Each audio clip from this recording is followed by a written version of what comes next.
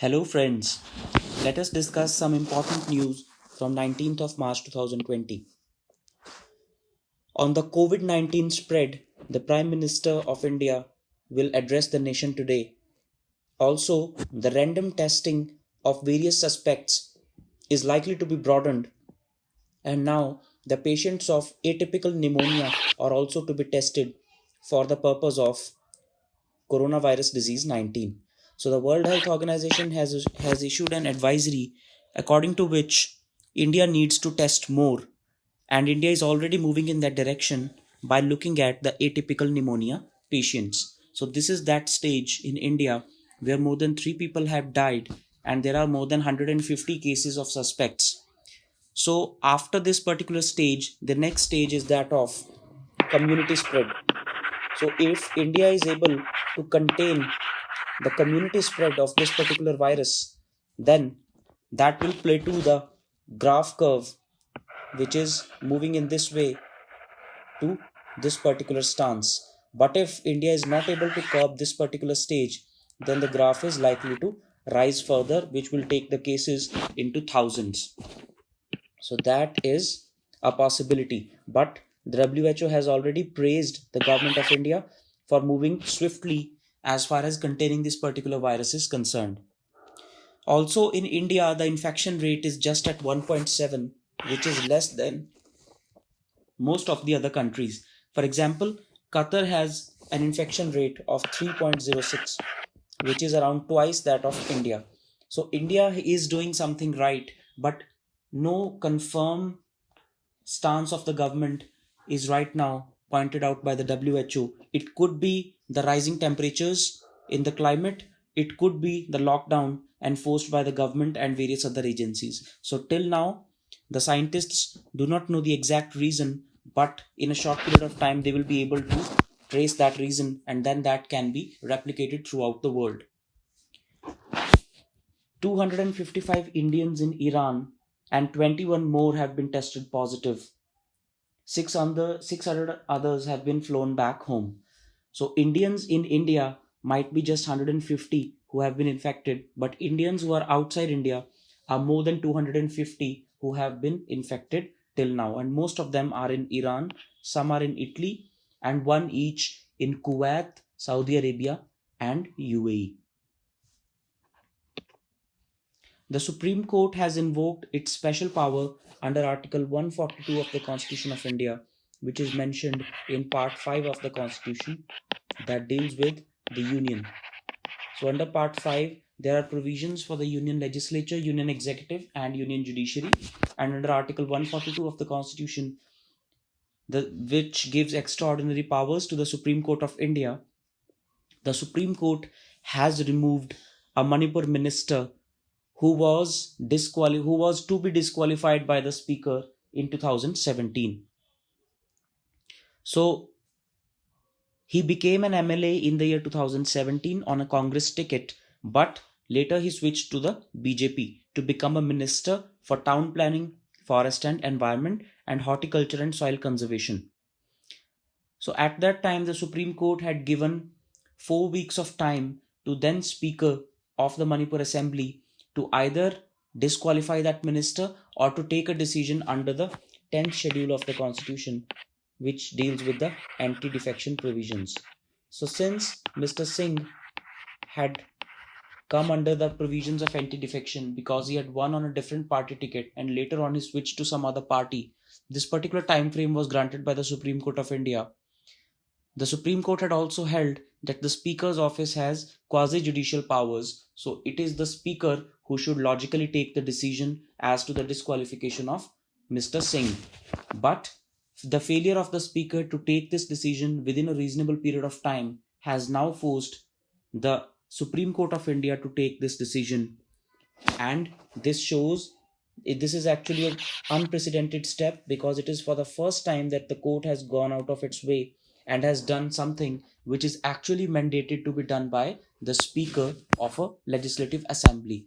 So this news is very important because it opens new doors for the Supreme Court to take action against speakers as well who are reluctant to take their own decisions within a reasonable period of time. So this is important because right now there is crisis in the Madhya Pradesh Legislative Assembly, where Mr. Jyotiraditya Scindia, along with 22 legislators in the Madhya Pradesh Legislative Assembly, have switched sides from Congress to BJP. But until now, the Speaker has taken decision only on the 6 of those 22 legislators, and the resignations of the other 16 MLAs are yet to be accepted. So, if the court is setting any precedent here, it may take the decisions on the behalf of the speaker if the speaker fails to take those decisions within a reasonable period of time. In a first legal response before the judiciary, the government has said that the National Register of Citizens is necessary for the sovereignty of the country.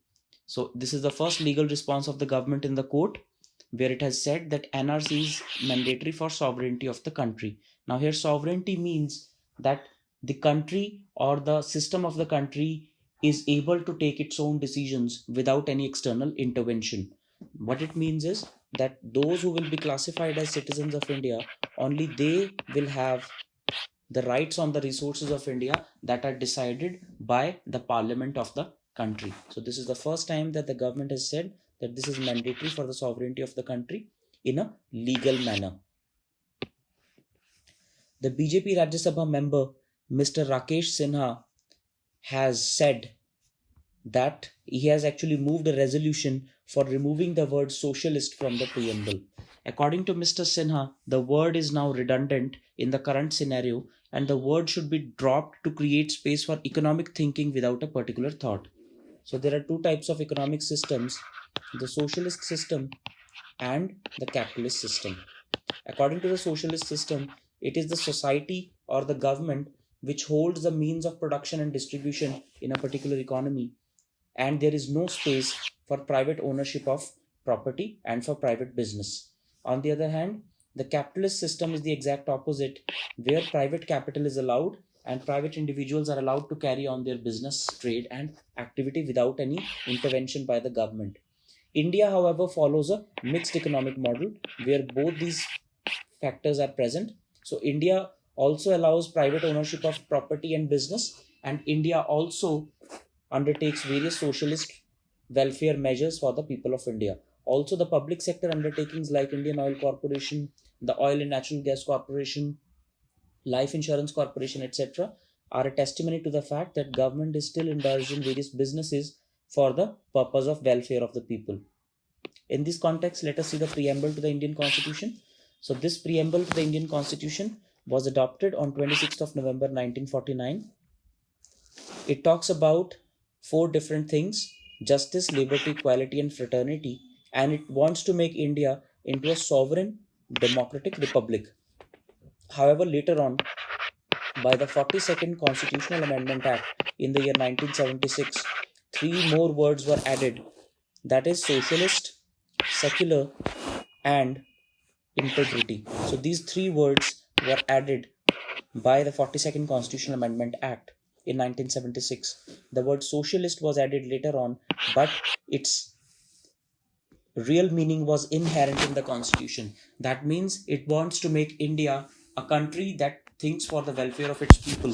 And the word secular means that the country shall have no official religion on its own and it shall treat all the religions equally. So now there is a controversy over this particular word because this particular MP is saying that the constitution should not bind India to a particular economic ideology and it should have an open hand. It should give the state or the government an open hand while deciding which type of economic policy it wants to profess.